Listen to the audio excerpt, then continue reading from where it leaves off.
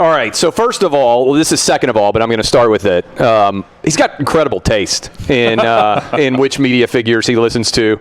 I've always been a big Bill fan. I think that's clear, my whole history. But in all seriousness, we agree basically on all of the requisite fact pattern here, right? I should not have cursed as basically everybody, and why I didn't fight my ejection, because I knew he was right. I shouldn't have said the F-bomb.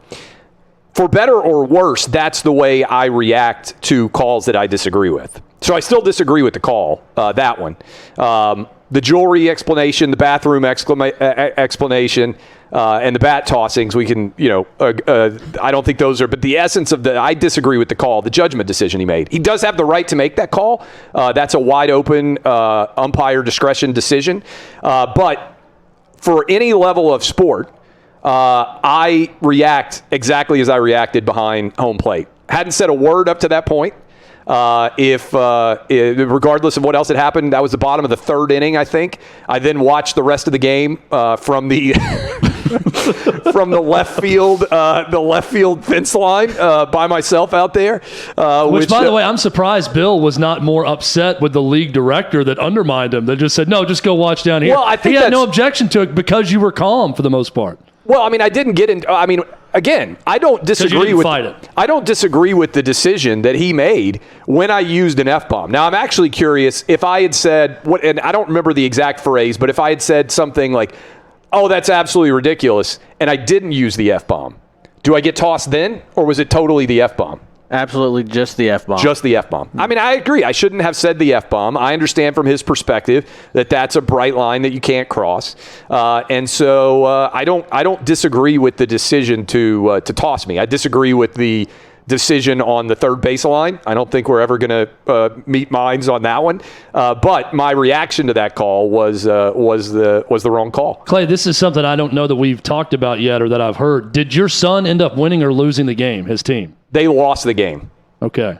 Bill, is this going about as well I think he said, by the way, sorry, that I would have been able to come back if they had won the game and watched the second or third. And by the way, some people say, like, why did you even mention this? And I think that's a fair question.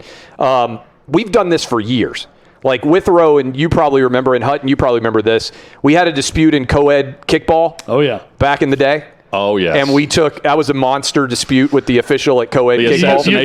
You told the guy that if you were a South American soccer official, you'd be assassinated for that call. Yeah, that's exactly right. That's the line you used. But you were not tossed. It was an argument happening. Well, I think because he knew he was wrong. I mean, they would have assassinated him in a South American country for that call. The difference here, Bill thinks he's right. Yeah, well, I respect the fact that he thinks he's right. I would have less respect for him if he came in and he said, you know what, I totally blew that call. Like, he should stick to his guns. I stick to mine. But larger perspective here, we've talked about this before on the shows. Like, if I had a traditional sports show, I would have opened up phone lines and let everybody call in, like we did a lot of times on Outkick the coverage.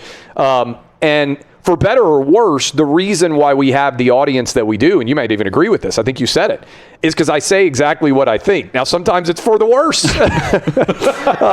in some people's perspective. My wife's perspective, for instance, sometimes she's like, why in the world did you say that today on the radio?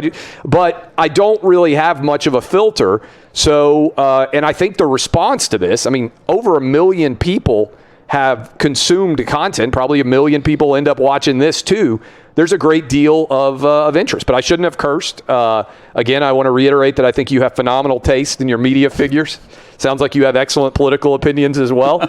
And so if we cross paths again, I will continue to do my best not to curse ever again in a Little League game. We gave Peace a chance, Hutton, and it worked out. It did work. It didn't turn into Maury Povich or Jerry Springer. All thanks to Bill Aikens. Thank you for being here. I appreciate it. Hey, thanks for having me, guys. Very cool dude. And Clay Travis with the handshake now.